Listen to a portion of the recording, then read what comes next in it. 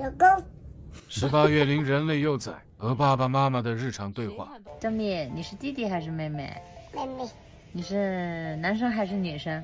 你说，你现在手里拿着什么呀？手机球球，哦，拿手机球球啊。老公，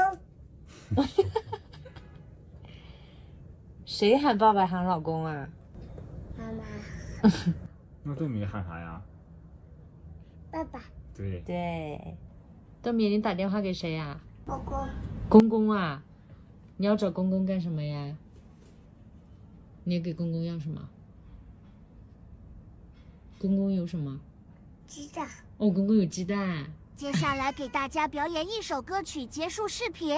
比比鸡，门前豆豆沙，种过题呀，门前豆豆沙，有过题呀。